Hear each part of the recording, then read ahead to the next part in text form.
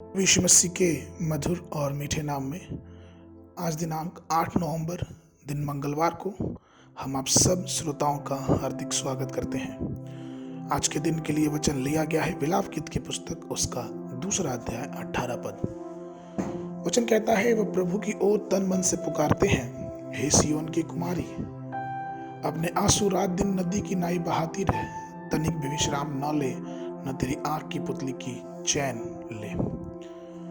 जो पद अभी हमने पढ़ा वो आंसुओं की तुलना एक नदी से की गई है। जब अपनी आंखों से आंसुओं की नदी बहेगी तो देखने और आंसुओं को पूछने वाला यहोवा निश्चय और शीघ्रता से आपके निकट आएगा और परिस्थिति और स्थिति को बदल देगा और आपको आंसुओं को पूछेगा।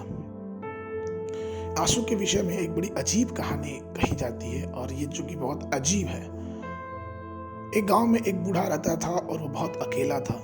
उसका साथ देने वाला कोई नहीं था और वह अपने अकेलेपन से परेशान होकर रोने लगा। और वो इतना रोया कि उसके आंखों से आंसुओं की नदी बहने लगी। अंत में वो पानी एक झील का रूप रख लिया और पंछियों ने सोचा कि ये इतना अच्छा तालाब है और वहां किनारे वो रहने लगे। आंसुओं का जो सरोवर था वो एक सुंदर सुगंधित रूप ले लिया, चूंकि पानी वहां पे इकट्ठा हो चुका था। अच्छे फूल खिलने लगे। झील में कई तरह की मछलियां भी पाई गई, पंछियों के मधुर गायन भी हो गए और खुशी का माहौल हो गया। और जब इन सब चीजों को उस बुजुर्ग इंसान ने देखा तो उसका मन आनंदित हो गया और वो धीरे धीरे रोना बंद कर दिया। अब वो सुंदर झील, चंचल पंछियों, रंगीन तितली और सुगंधित पौधों को देखने लगा और उसमें वो मंत्रमुग्ध होने लगा और वो खुशी से भर गया। अब चूंकि उसका रोना बंद हो गया तो उसके आंसू भी बहने बंद हो गए। अब धीरे धीरे वो झील सूखने लगा और जब वो झील सूखने लगा, मछलियां उसमें की मरने लगी, पंछियां उदास होने लगी और सब प्रकार की प्रजाति बहुत परेशान हुई। सब प्रकार की प्रजाति उस बुजुर्ग इंसान के पास फिर से आए और बोले कि कृपया करके फिर से रोना चालू करें, क्योंकि आपके रोने आपने जब बंद कर दिया है तो हमारा झील सूखने लगा और चूंकि हमारा झील सूखने लगा तो हमारी प्रजातियां नष्ट हो रही हैं और हम लोग गाना नहीं गा पा रहे हैं, हम आनंद नहीं कर पा रहे हैं। और अगर हमको कोई बचा सकता है तो वह आपके आंसू ही बचा सकते हैं।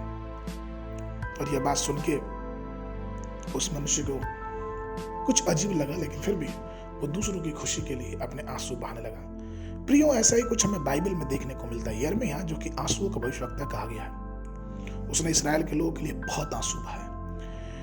उनके दिनों में इसराइल को नाश किया गया, उसके चारों तरफ से बधुआई करके लोगों को बाबुल ले जाया गया और व्यापक रूप से वो लोग गुलाम हो गए। आध्यात्मिक की मृत्यु हो चुकी थी, लेकिन फिर भी यिर्मयाह इन सब को देख के रोता है। यिर्मयाह की पुस्तक उसका 9वां अध्याय पहला पद कहता है कि भला होता है कि मेरा सिर जल ही जल और मेरी आंखें आंसुओं का सोता होती, कि मैं रात दिन अपने मारे हुए लोगों के लिए रोता रहता।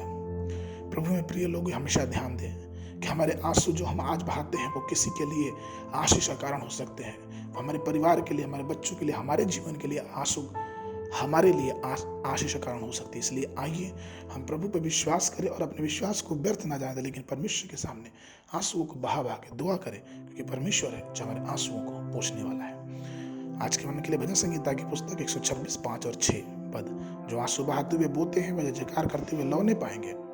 चाहे बोने वाला बीज लेकर रोता हुआ चला जाए, परंतु वह फिर पुलियां लेकर जय जयकार करता हुआ निश्चय लौट जाएगा।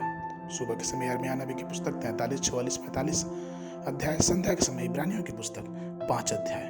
परमेश्वर आप सबको आशीष देवे।